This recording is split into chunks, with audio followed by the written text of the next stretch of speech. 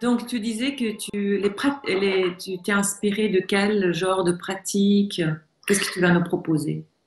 Alors, c'est vraiment exactement ce que tu disais, hein. C'est d'abord des pratiques corporelles, apprendre à être plus en lien avec notre corps, apprendre à être en lien avec notre ressenti, mais pas uniquement notre ressenti, tu sais, émotionnel ou douloureux, vraiment le ressenti de tout le corps, pour apprendre à avoir un espace plus large pour accueillir la vie à l'intérieur de nous, hein. Donc c'est vraiment, je dirais, la base du processus.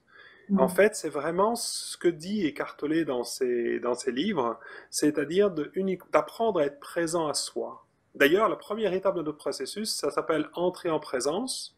On l'appelle aussi entrer en soi. C'est le même mot, tu vois.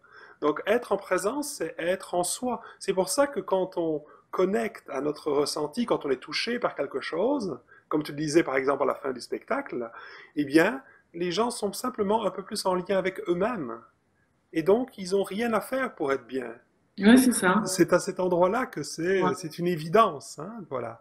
Et donc, moi, je te dirais, c'est le processus que j'ai reçu, qui s'appelle, que j'ai nommé l'auto-accompagnement en pleine présence, c'est un processus concret qui permet de faire le lien entre la posture qu'incarne Eckhart Tolle dans la vie de tous les jours, c'est-à-dire la possibilité d'être présent à peu importe ce qui arrive, que ce soit automatiquement reconnu, accepté, accueilli et libéré, et le lien entre quand nous, on n'est pas forcément complètement libre encore identifié, encore accroché ou attaché à des choses. Mhm. Reconnaître ce qui en nous est attaché, reconnaître ce qui réagit. Quand je dis reconnaître, c'est être présent à cela, mais vraiment avec un processus concret qui passe par le corps, nous permet de faire de l'espace, effectivement, pour la vie en nous. Voilà. Mhm. Et donc, Mhm. c'est vraiment ce processus que j'utilise. Est-ce qu'il y a un lien avec parce qu'il y a cette méditation mindfulness, la pleine Alors, conscience, qui prend une grande, beaucoup de gens en parlent en ce moment. Est-ce qu'il y a un lien avec ça? oui, il y a un lien. Je dirais que c'est la base du processus, la première étape. Tu vois, la mindfulness nous invite à effectivement nous ancrer dans la présence en nous mettant plus en lien avec le corps. Et en méditation de pleine conscience, on est présent autant à nos pensées qu'à nos émotions, qu'à de toutes les sensations physiques dans le corps, et on apprend à accueillir ça dans un espace plus large. Ok. Donc ça, c'est la première étape du processus. Mhm. Ensuite, on a d'autres étapes parce que souvent, ce qui vient, c'est que les gens font ça, ils disent oui, il y a plus d'espace. Et en même temps, qu'est-ce que je fais moi avec ce qui est là maintenant? Et c'est là que quelque part le processus intervient, c'est à dire oui, je suis en paix, mais je vois bien qu'il y a une partie de moi qui est en réaction, ou qui est tendue, ou qui est en colère, ou qui est triste, ou qui s'ennuie, ou que sais-je, hein. Eh bien, dans notre processus, on apprend à être présent à cela pour laisser cela se libérer, pour laisser cela se réintégrer à l'intérieur de nous, Mhm. Mhm. de laisser cela se dissoudre. Mais c'est extrêmement simple, mais on ne peut le comprendre qu'en le vivant. Je dis toujours aux gens dans les stages, ne croyez rien de ce que je vous dis.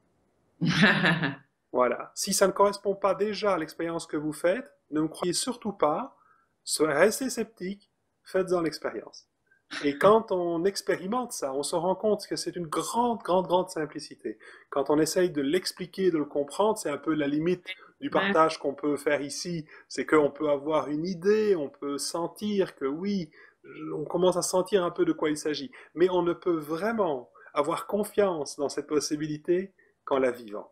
Mhm. Et donc, dans les stages, eh bien, effectivement, on a l'occasion, si on est disposé, encore une fois, hein, moi j'oblige personne et j'ai des projets pour personne, donc, mais si quelqu'un dit, bah, tiens, moi ça fait des semaines, des mois que quelque chose est là et ça semble m'empêcher d'être parfaitement libre, ou alors j'ai envie d'aller de l'avant dans un projet, mais je sens un gros frein à l'intérieur de moi et je ne sais pas comment faire avec ça, ou alors j'aimerais bien être plus présent, mais je vois bien que je me fais emporter par mes pensées, par mes émotions, eh bien, on apprend justement à être présent à cette expérience-là.